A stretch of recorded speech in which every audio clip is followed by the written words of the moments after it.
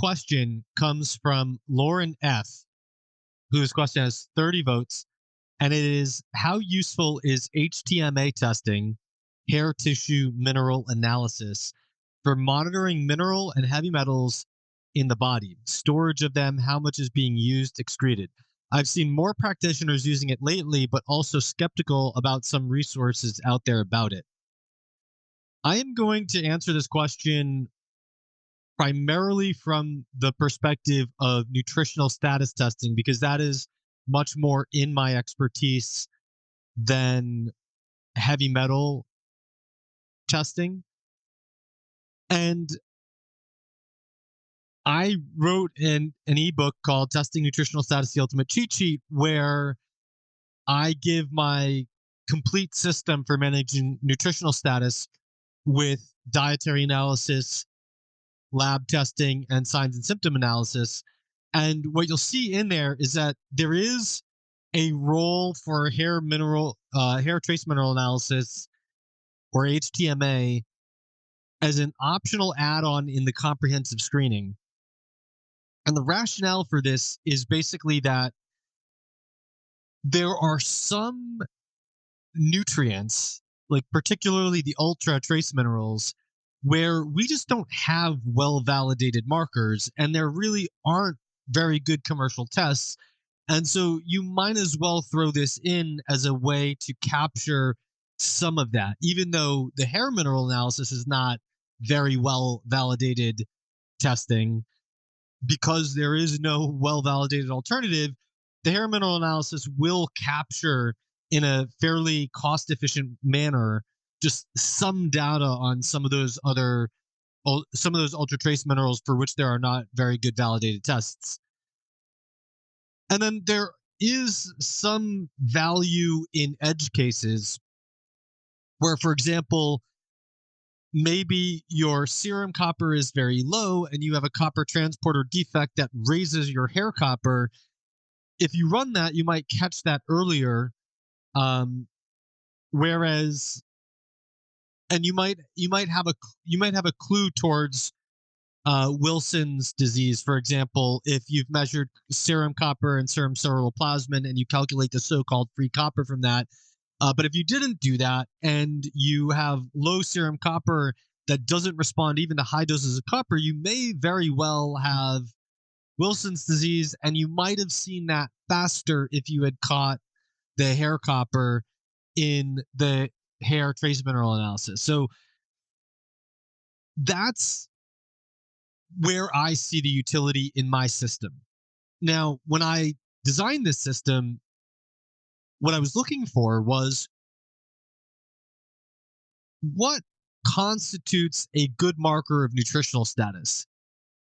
And I believe what constitutes a good marker of nutritional status is that the marker has been very well validated in depletion repletion studies, which are studies where we take people and we say, okay, let us systematically take a group of people, put them on a zinc deficient diet, and let's watch all the zinc markers change the longer they're on the zinc deficient diet. Let's keep it until they start developing symptoms of zinc deficiency. Let's see what markers change in a reliable manner as correlates of that symptomatic change. And then before we do anything dangerous, we start repleting them with zinc, reverse the process, get them back to normalcy, and watch how those markers change in reverse. Then we say, okay, which markers could have predicted that symptoms were coming soon before they actually came?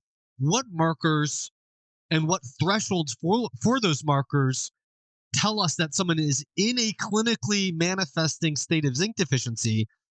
And then what markers tell us that the repletion strategy is working and can we use to predict that we are on the way to go back to a normal, healthy level of whole body zinc in a state that is free of zinc deficiency symptoms? Now, we don't have that for everything.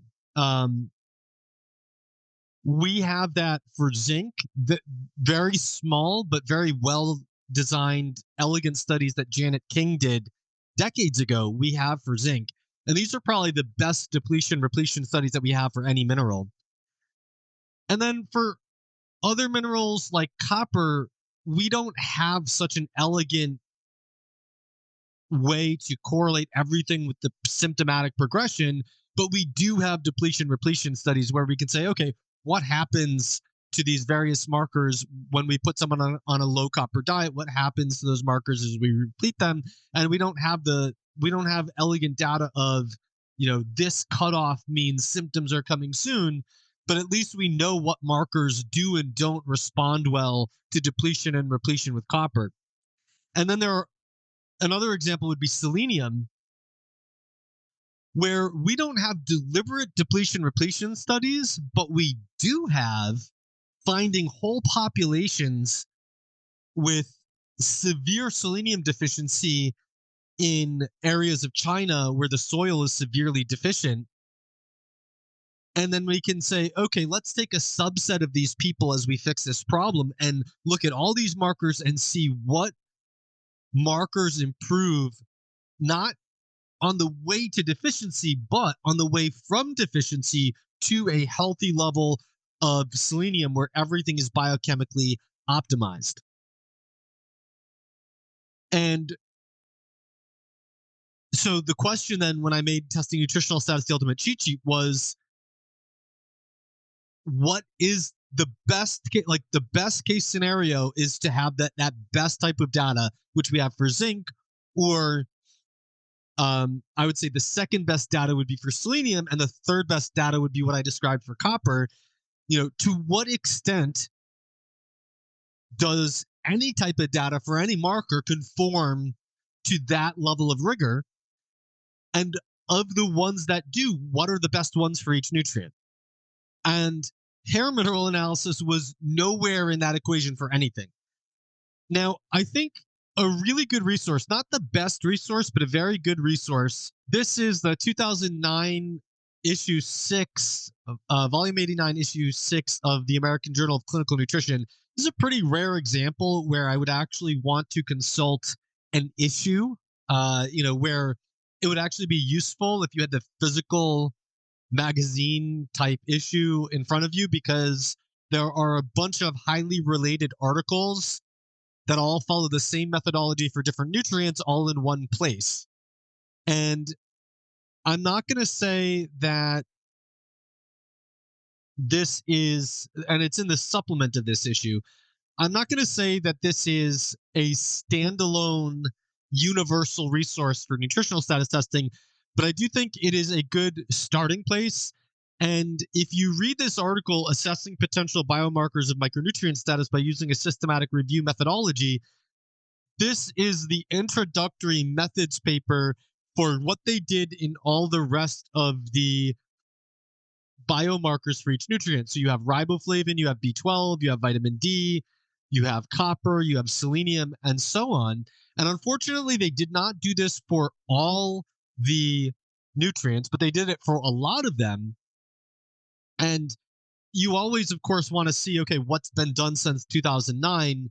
But in many of the cases, this meta-analysis remains, one of these meta-analysis for any given nutrient remains the best go-to starting source for nutritional status testing of that specific nutrient. And they basically did what I described earlier, like what is the best validated types of evidence for nutritional status markers, and then said, okay, let's find all the studies that conform to any element of this, and then let's do a meta-analysis, and let's say, if there are multiple studies on hair or multiple studies on plasma, and we pool them together, which are the best for the best validated markers that stand out for that particular nutrient. Now, if you go through and you look for the minerals, you'll see that there's only 4 minerals that are included in here. There's more vitamins than minerals, but we do have. Well, I already took them out here. So we do have zinc. Copper. We do have selenium. We've got zinc, and we've got iodine. Now, I'm going to cut to the chase. The only one of these 4 where there was enough research on hair to be included is the one on zinc. And if we go down to the findings on hair, this is what we find. So data were analyzed from three randomized control trials of supplementation, which included a total of 93 adult participants with either low or moderate baseline status and intakes in the ranges of 15 to 25, 26 to 50, or 51 to 100 milligrams per day. Primary analysis revealed that hair zinc concentration was significantly elevated after supplementation. And I guess what they don't say explicitly here, but is nevertheless true because I've done more research than simply reading this article, is that what those studies also found, or not necessarily those same studies, but what depletion studies found is that hair zinc does not decline when you go on a zinc deficient diet, even when you start developing symptoms. Why? Because one of your defenses against zinc deficiency is to stop growing your hair. Okay, so what happens is that even before your plasma zinc starts falling, your rate of hair growth starts falling to maintain a constant excretion of zinc in hair. So the net result of this is that hair zinc is a very good index of going up in zinc status when you know that you are supplementing with zinc, but it is useless as a marker of zinc deficiency even when you know you are going down in zinc status. Now, let me take the doctor's data HTMA interpretation guide, and I want to compare what I just said there to what they say about zinc. So one of the first things that they say, let's widen this up, is that although uncommon, high hair zinc may be indicative of zinc overload, which could result from, okay, that's consistent with what I just said, right? So the trials show that if you supplement with zinc, your hair zinc goes up. Now, they say paradoxically, a moderately elevated level of zinc in hair may be associated with zinc wasting and a low level of zinc in cells. Zinc may be displaced from proteins such as intracellular metallothionein by other metals, especially cadmium and copper. Zinc may also high in hair. I guess that means be high in hair in association with chronic use of zinc-containing anti-dandruff shampoo.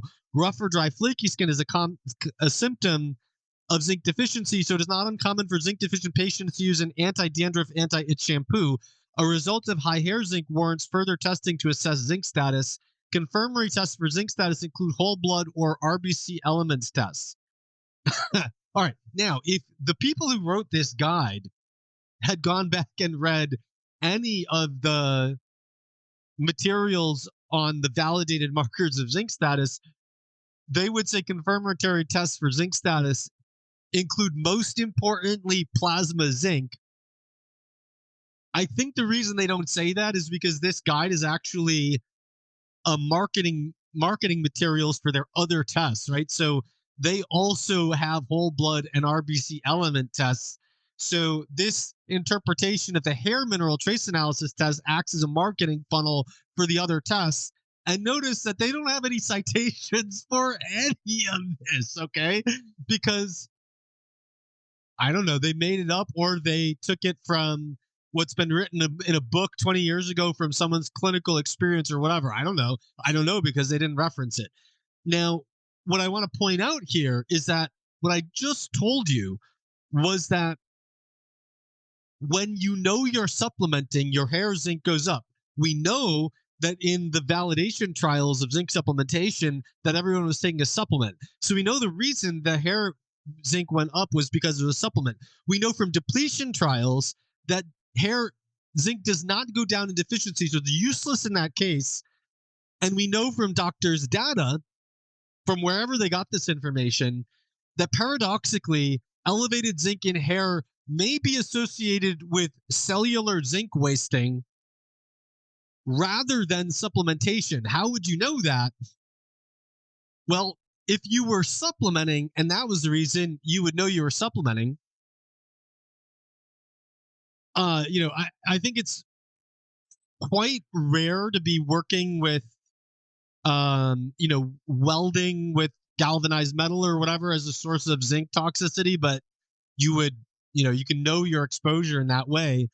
But if you have high hair zinc and they say your whole blood or RBC elements test shows low blood zinc, but really it would be ex- extremely better to look at plasma zinc, right? Because if you have metallothionein, I mean, what they talk about zinc wasting here, but if you have metallothionein sequestering zinc because you have heavy metal toxicity, that's going to be much better reflected in plasma zinc than in intracellular zinc, because intracellular zinc is where you can have the metallothionein chelating the zinc.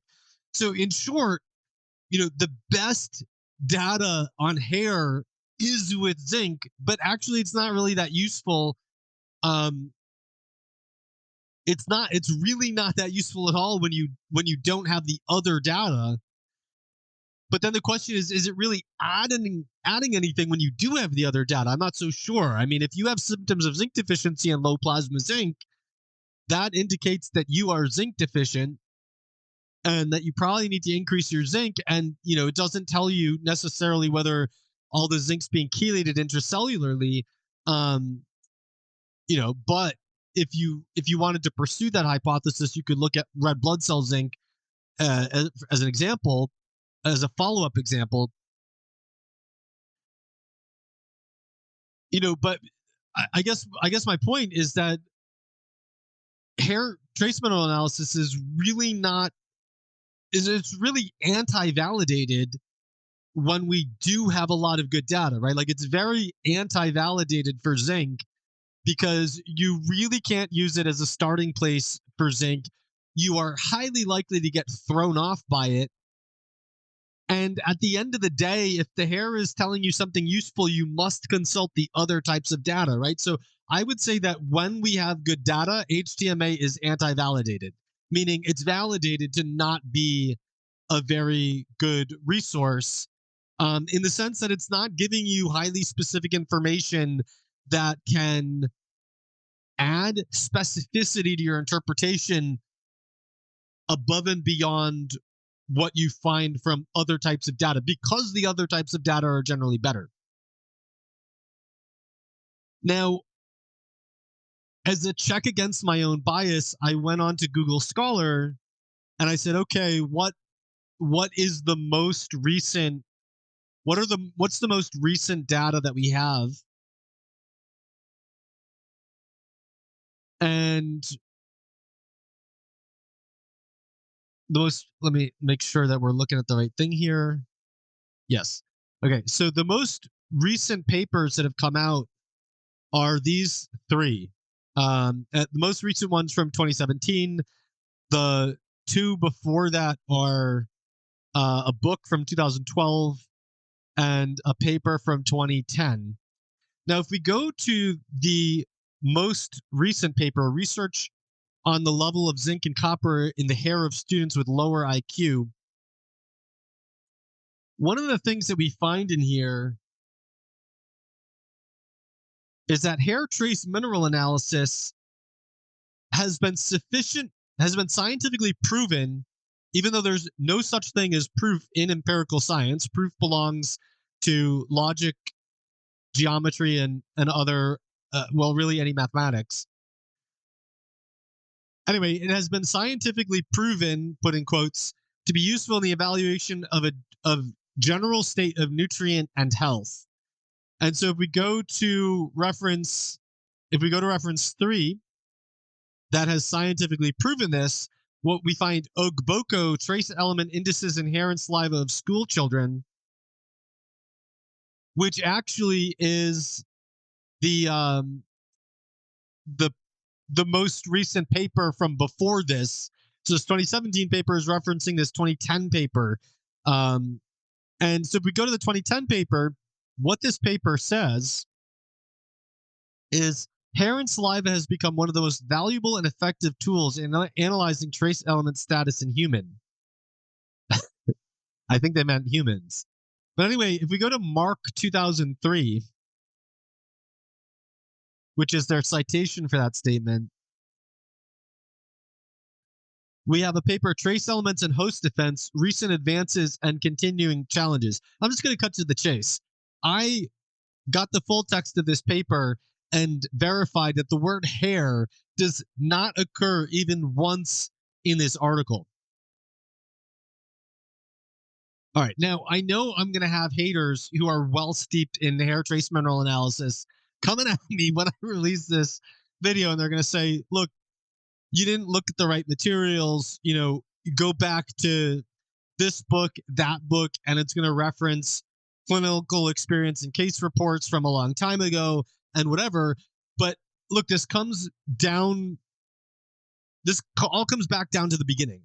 The reason, I stand by what I did in Testing Nutritional Status, the ultimate cheat sheet, when I first released it in 2018, which is hair trace mineral analysis has an optional add-on status as a means of possibly collecting other data that may be useful when there are no validated markers for a particular status of something, or when there are or when you're trying to catch data that may prove useful. For example, if you have low serum copper and high hair copper, this is very suggestive of a copper transport issue instead of a straight copper deficiency, and it would have taken you longer to figure that out if you had only measured serum copper.